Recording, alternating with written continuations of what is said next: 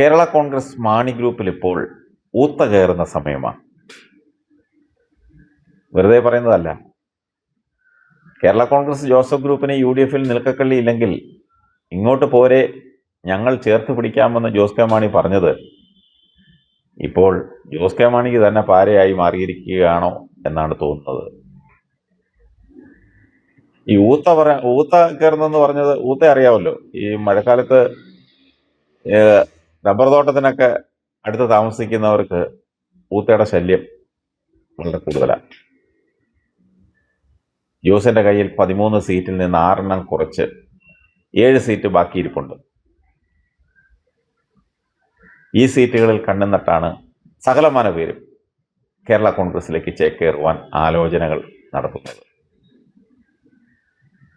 കഴിഞ്ഞ തവണ നിന്ന് തോറ്റ ആർക്കും ഇക്കുറി സീറ്റ് നൽകരുത് എന്ന് കഴിഞ്ഞ സംസ്ഥാന കമ്മിറ്റിയിൽ ചർച്ച വരികയും അങ്ങനെ തന്നെ ഏകദേശം തീരുമാനിച്ചതിൻ്റെയും പുറത്താണ് ഈ പടപ്പുറപ്പാട്. ഓടുന്ന പട്ടിക്ക് ഒരു മുഴം മുമ്പേ എന്ന മട്ടിൽ പിറവത്തൊരാൾ വന്ന് കൂട്ടിൽ ചാടിക്കേറി. പെരുമ്പാവൂർ സീറ്റിലെ പഴയ സ്ഥാനാർത്ഥി പുതിയ അവതാരത്തെയും കൊണ്ട് ജോസിന്റെ വീടിന് ചുറ്റും ശയനപ്രദക്ഷിണം ആരംഭിച്ചു. തനിക്ക് കിട്ടിയില്ലെങ്കിൽ തൻ്റെ ശിങ്കിടിക്ക് കിട്ടട്ടെ എന്നാണ് ഇയാളുടെ ഒരു ചിന്ത. 10 പുത്തൻ കയ്യിലുള്ള ഇവനെ പിടിച്ച് ജോസിന്റെ മുന്നിൽ അടിയറവ് വെച്ചാൽ കയ്യിലെ കാശ് വായിലെ ദോശ എന്ന പഴമൊഴി അന്വർത്ഥമാകും. അത് ഇയാൾക്ക് നന്നായിട്ടറിയാം. എങ്ങനെയൊക്കെ വീണാലും കാൽപ്പണം കൊണ്ടേ ഇയാൾ ഇതിനു മുമ്പും പൊങ്ങിയിട്ടുള്ളൂ. ഏതായാലും പാരമ്പര്യവാദികളായ ചില കേരള കോൺഗ്രസ്സുകാർ വലിയ വിഷമത്തിലാണ്. 2021 തെരഞ്ഞെടുപ്പിൽ തന്നെ അത് തെളിയിച്ചതുമാണ്.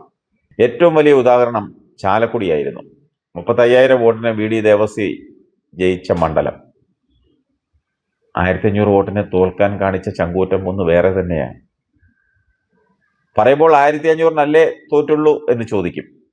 35,000-ന്റെ കൂടെ 1500 കൂടി കൂട്ടുമ്പോൾ 36,500 ആണെന്ന കണക്ക് കേരള കോൺഗ്രസ്സുകാർ പഠിച്ചിട്ടില്ലെന്ന് തോന്നുന്നു. ചില മെത്രാന്മാരുടെ സൂക്കേട് ഒന്നുകൊണ്ട് മാത്രമാണ് അന്നത് സംഭവിച്ചത്. അതൊക്കെ ജോസ് ഒന്ന് ഇരുത്തി ചിന്തിക്കേണ്ടതായിരുന്നു.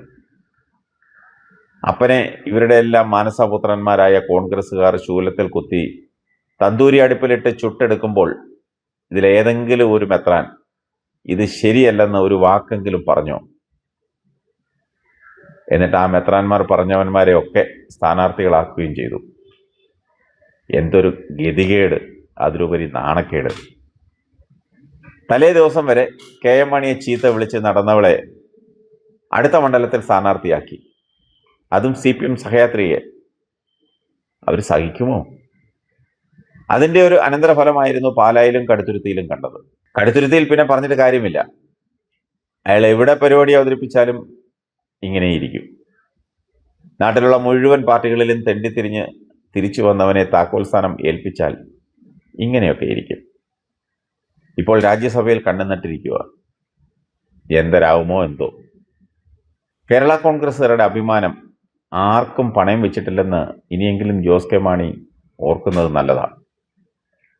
ഒരു പുതിയ മുന്നണിയിൽ ചെല്ലുമ്പോൾ തോൽവി മാത്രം സാധ്യതയുള്ള സീറ്റ് ചോദിച്ചു മേടിക്കുക എന്നതാണ് ഇരിക്കൂറിൽ കണ്ടത്. സാമാന്യബോധമുള്ള ആരെങ്കിലും വെറുതെ തന്നാൽ പോലും ആ സീറ്റ് എടുക്കുമോ? ഇതൊക്കെ ചീത്തപ്പേരുണ്ടാക്കാൻ മാത്രമേ പ്രയോജനപ്പെടുകയുള്ളൂ. ജോസിന്റെ കൂടെ കൊള്ളാവുന്നവരാരും ഇല്ലേ എന്നാണ് ഇന്നലെ ഒരു മെത്രാൻ ചോദിച്ചത്. യഥാർത്ഥത്തിൽ അതാണ് ഇതിനെല്ലാം അടിസ്ഥാന കാരണം. എന്ന് വെച്ചാൽ പുതിയ തലമുറയെ വളർത്തി എടുക്കുന്നില്ലെന്നത് തന്നെ കാരണം. അല്ലെങ്കിൽ പിന്നെ തൊടുപുഴയിൽ മത്സരിക്കാൻ പഴയ DCC പ്രസിഡന്റിനെ അന്വേഷിച്ചു പോകേണ്ട വല്ല കാര്യമുണ്ടോ? അയാൾക്ക് അയാളുടെ പാർട്ടിയിൽ സ്വാധീനം ഉണ്ടായിരുന്നെങ്കിൽ ഇടുക്കിയിൽ എവിടെയെങ്കിലും ഒരു സീറ്റ് വാങ്ങി മത്സരിക്കാമായിരുന്നു. അപ്പോൾ സ്വന്തം പാർട്ടിയിൽ പോലും സ്വാധീനമില്ലാത്തവർക്ക് കയറിക്കിടക്കാൻ കേരള കോൺഗ്രസ് വേണം. വരുന്നവർക്കെല്ലാം സീറ്റും പട്ടുമെത്തയും കൊടുക്കണം. കഴിഞ്ഞ തവണ പിറവത്തെ പോലെ രാജ്യത്തുള്ള എല്ലാ പാർട്ടികളിലും കയറി ഇറങ്ങി നീങ്ങി നിരങ്ങി നിക്കറ് കീറിയ ഒരുത്തനെയാണ് റാന്നിയിലും പട്ടും പരവതാനിയും വിരിച്ച് സ്വീകരിച്ച് റാന്നിക്കാരുടെ ശൂലത്തിൽ കയറ്റി നിർത്തിയത്. 1000 വോട്ടിനെ കഷ്ടിച്ച് പാലം കടന്നു. ഇപ്പോൾ വീണ്ടും പാലത്തിൽ കയറി നിൽക്കുക. ഇത്തവണ പാലം കടക്കുമോ ഇല്ലയോ എന്ന് കണ്ടറിയണം. ഈ പാലം തന്നെ 5 വർഷം കൊണ്ട് 4 തവണ ഉദ്ഘാടനം ചെയ്തെന്ന റാന്നിക്കാർ പറയുന്നത്. പിന്നെ കഴിഞ്ഞ 5 വർഷമെങ്കിലും നാട്ടുകാരുടെ ആട്ടും തുപ്പും കൊണ്ട് കേരള കോൺഗ്രസിന് നിലനിൽപ്പുണ്ടാക്കിയത് ജോസിനെ പോലുള്ള നേതാക്കന്മാരല്ലെന്ന് ഇനിയെങ്കിലും മനസ്സിലാക്കണം. താഴേക്കിടയിൽ പണിയെടുക്കുന്ന സാധാരണ പ്രവർത്തകർ തന്നെയാണ്. അവർക്ക് അധികാരമോഹം ഉണ്ടായിട്ടല്ല, കാൽക്കാശിന്റെ ഗുണമില്ലാതെ പണിയെടുത്ത് നടക്കുന്നത്. അവർക്ക് പ്രസ്ഥാനത്തോടുള്ള സ്നേഹം കൊണ്ടാണ്. പക്ഷെ പ്രസ്ഥാനം അവരോട് യാതൊരു ബഹുമാനവും കാണിക്കാതെ അവരെ അവഹേളിക്കുന്ന രീതിയിൽ ഇന്നലെ വരെ അവരെ തെറി വിളിച്ച് നടന്നവനെ ഒരു സുപ്രഭാതത്തിൽ കൊണ്ടുവന്ന് സ്ഥാനാർത്ഥിയാക്കി സ്തുതി പാടി നടക്കണമെന്ന് പറഞ്ഞാൽ ഇത്തിരി കഷ്ടം തന്നെയാണ്. പാർട്ടിയിലെ സാധാരണക്കാരായ പ്രവർത്തകരെ തന്നെ കിട്ടിയ സീറ്റുകളിൽ മത്സരിപ്പിച്ചാൽ എന്താ, ജയിക്കില്ലേ? അവർക്കൊക്കെ ഒരു അവസരം കൊടുക്കണം. ഒരു പഞ്ചായത്ത് വാർഡിൽ പോലും അവസരം കിട്ടാത്തവരാണ് നിങ്ങളോടൊപ്പമുള്ളത്. അവരെയൊക്കെ ചേർത്ത് നിർത്തിയാൽ അവരെന്നും പാർട്ടിക്കൊപ്പം ഉണ്ടാവും. പാർട്ടിയിൽ കടിപിടി കൂടി സ്ഥാനമാനങ്ങൾ ചോദിച്ചു വാങ്ങുന്നവന്മാർ അവന്മാർ മാത്രമാണ് മിടുക്കന്മാരെന്ന് ജോസ് കെ മാണി കരുതരുത്. കഴിഞ്ഞ തവണ 13 സീറ്റിൽ മത്സരിച്ച് 10 സീറ്റ് നേടാമായിരുന്ന സാഹചര്യമുണ്ടായിരുന്നു. കഴിഞ്ഞ തവണ ജയിച്ച 3 സീറ്റിൽ പോലും ഇപ്പോൾ നക്ഷത്രക്കാൽ എണ്ണുകയാണ്.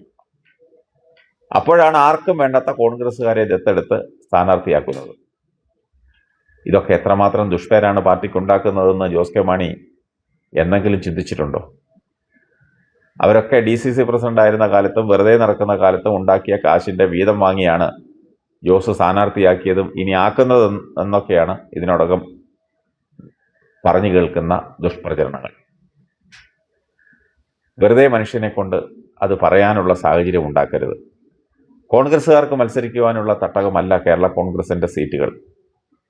ഇന്നലെ വരെ കേരള കോൺഗ്രസിനെയും LDFനെയും ചീത്ത പറഞ്ഞ് നടന്നവനെയൊക്കെ സ്ഥാനാർത്ഥിയാക്കിയാൽ ഈ പ്രസ്ഥാനം തന്നെ ആമത്തായിട്ട് പൂട്ടേണ്ടി വരും.